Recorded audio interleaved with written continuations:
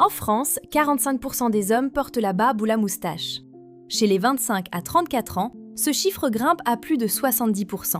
Autrement dit, aujourd'hui, un jeune homme sur deux porte la barbe. Mais pourquoi les hommes ont-ils des poils sur le visage, et pas les femmes ? La réponse va vous emmener de la préhistoire jusqu'au fond de votre salle de bain. Aujourd'hui sur Pourquoi les hommes, on s'attaque à un sujet poilu. On va parler biologie, évolution, histoire et même hygiène. Parce que oui, on va répondre à la grande question que beaucoup se posent tout bas. La barbe, est-ce que c'est sale ? Restez jusqu'à la fin, il y a une révélation sur les hommes préhistoriques qui va complètement changer l'image que vous avez d'eux. Première question, pourquoi les hommes ont-ils de la barbe et pas les femmes ? La réponse commence à la naissance. Et elle va vous surprendre. À la naissance, un garçon et une fille ont exactement le même nombre de follicules pileux sur le visage. Oui, vous avez bien entendu, les deux, en nombre identique. La différence ne vient pas des follicules, elle vient de ce qui va les activer, ou non, quelques années plus tard. À la puberté, le corps masculin commence à produire une hormone dérivée de la testostérone, la dihydrotestostérone, ou DHT. Cette hormone a un super pouvoir. Elle réveille les follicules pileux du visage et les pousse à produire des poils épais et foncés. Chez les filles, deux choses bloquent ce phénomène. Un taux de testostérone naturellement beaucoup plus faible et des follicules bien moins sensibles à la DHT. Résultat, chez les filles, les poils du visage restent fins, clairs, presque invisibles. Chez les garçons, la barbe pousse. La barbe, c'est ce que les biologistes appellent un caractère sexuel secondaire, comme la voix qui mue ou les épaules qui s'élargissent. Un marqueur biologique qui apparaît non pas à la naissance, mais à l'adolescence. Mais ça n'explique pas tout. Pourquoi l'évolution a-t-elle sélectionné cette caractéristique chez les hommes et pas chez les femmes ? Nos cousins chimpanzés, par exemple, n'ont pas ce dimorphisme. Mâles et femelles se ressemblent beaucoup du point de vue de la pilosité faciale. Plusieurs hypothèses existent. L'une d'elles suggère que la barbe aurait d'abord joué un rôle protecteur. Contre le soleil, le vent, les petits chocs, une sorte d'écharpe naturelle pour les chasseurs. Mais cette théorie est aujourd'hui largement remise en question, puisque les femmes chassaient elles aussi dans les sociétés préhistoriques. L'hypothèse qui tient le mieux la route, c'est celle de Charles Darwin lui-même, développée dans son livre « La descendance de l'homme ». Pour Darwin, la barbe serait avant tout un produit de la sélection sexuelle.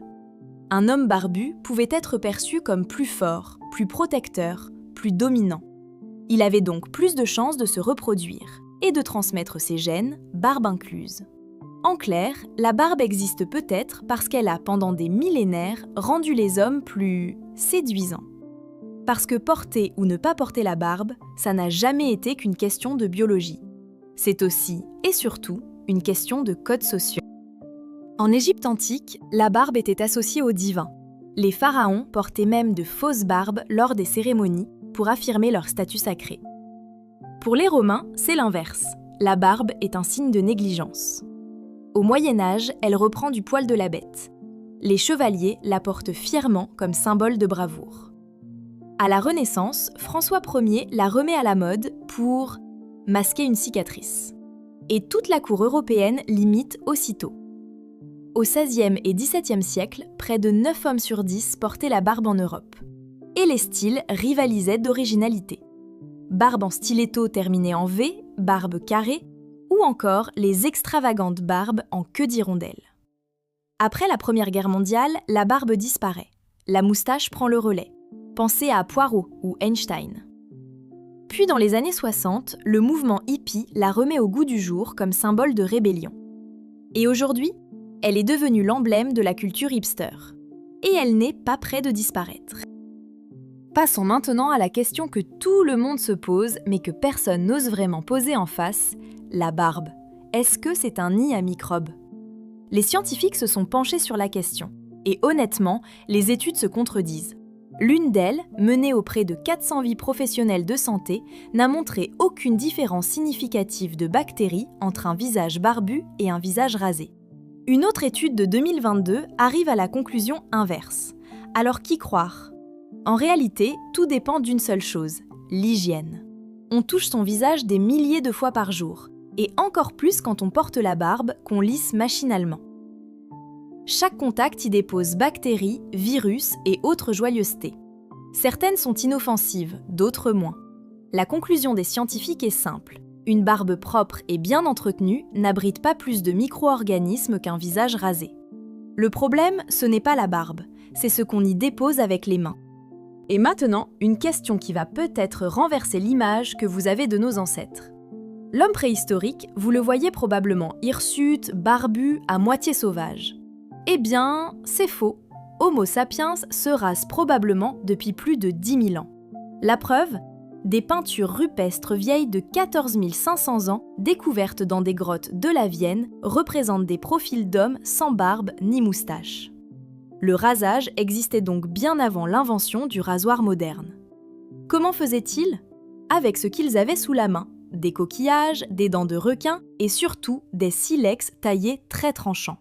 La première lame de rasoir connue remonterait à plus de 30 000 ans. Bien plus tard, les Égyptiens puis les Romains fabriquent des rasoirs en bronze et en cuivre. Le coupe-chou tel qu'on le connaît est inventé au XVIe siècle par un barbier parisien. Et le rasoir de sûreté à lame jetable, ancêtre direct de nos rasoirs d'aujourd'hui, est mis au point par un certain Kingham Gillette en 1901. Alors, pourquoi les hommes ont-ils de la barbe ? Parce qu'une hormone les y pousse biologiquement ? Parce que l'évolution a peut-être sélectionné ce trait comme signal de force et de séduction, et parce que depuis des millénaires, la barbe est aussi un langage social, un marqueur d'époque, de statut, d'identité. Porter la barbe ou se raser, c'est finalement l'une des décisions les plus anciennes et les plus universelles qu'un homme puisse prendre chaque matin devant son miroir. Et selon l'époque où il vit, ce choix dit beaucoup sur lui, même s'il n'en est pas conscient.